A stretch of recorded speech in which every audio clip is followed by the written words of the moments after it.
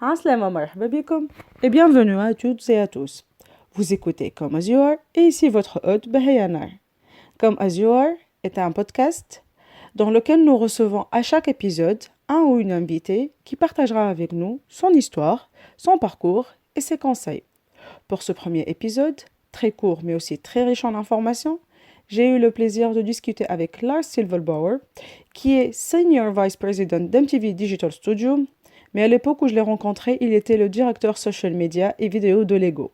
Je l'ai rencontré en 2017 lors du WebSummit à Lisbonne, où il a donné une conférence. Je vous mettrai le lien de sa vidéo et de son talk dans la barre d'infos. Avec Lars, nous avons parlé de créativité, de marketing digital, de data marketing et plein d'autres sujets que je vous laisse découvrir. Et même si ça date de fin 2017, ce podcast est toujours d'actualité. Vous allez trouver plein de choses intéressantes.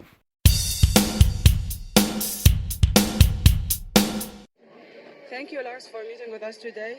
So my first question will be, earlier on the stage you said, leverage the creative power of the words. So don't create a campaign, create a stage. Can you explain further?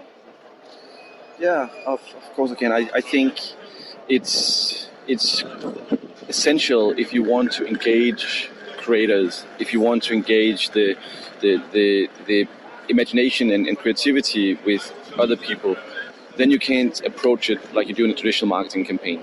So a campaign is typically full of, and the language that we use around a campaign is typically like military language. It's about pinpointing and targeting. It's about penetrating. It's about really being a one-way street. It's basically a company out way of thinking. But if you want to engage creators, if you want to engage creativity and inspire creativity, you need to basically create a stage. You need to put incentives out there for people to create. And I think that's the important difference between a traditional marketing, advertising mindset and how to engage with creators and how to engage with people who want to use their imagination, use their creativity, and connect it with your product. Okay. Maybe it comes to the next question. Do you think we need a huge budget to create a great campaign and creative campaign? Also, like most the clients in Tunisia wants to create buzz, just generate buzz. Do you think we need budget or what we need to do that? I think if you want people to do something in a company, you need to pay them. And I think there's been a misunderstanding that social media is cheap, and it's like, we can't afford TV, so we do cheap social media marketing instead. I think that's the wrong way to approach it. You don't start doing social media because it's cheap. There might be different way of spending then. Like you might need to invest in people instead of investing in media spend. So I think it's a different way of placing your money, but it doesn't come off as a very, very cheap way of reaching the same results.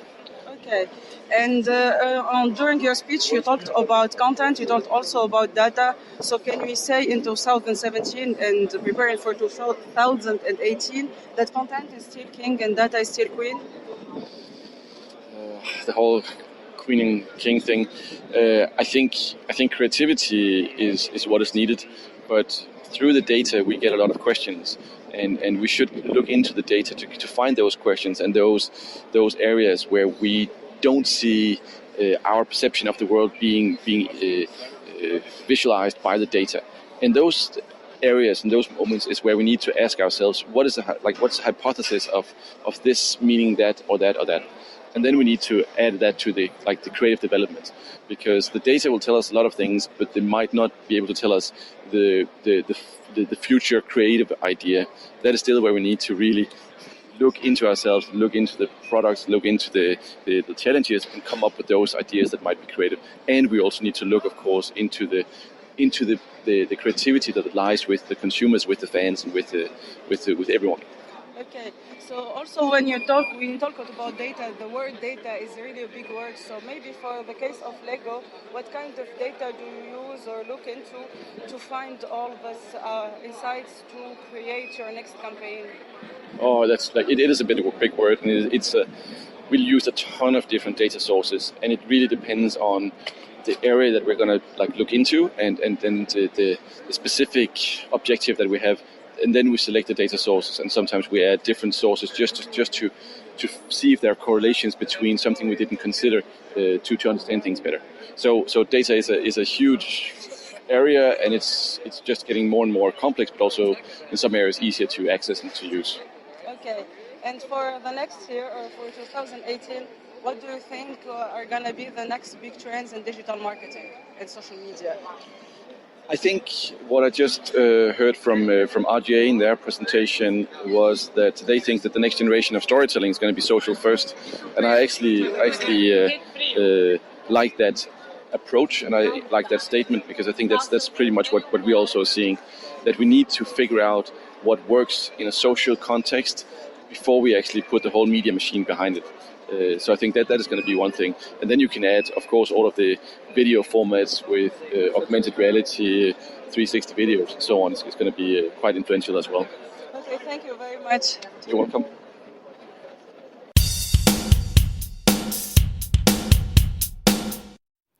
J'espère que ce premier épisode de Come As You Are vous a plu.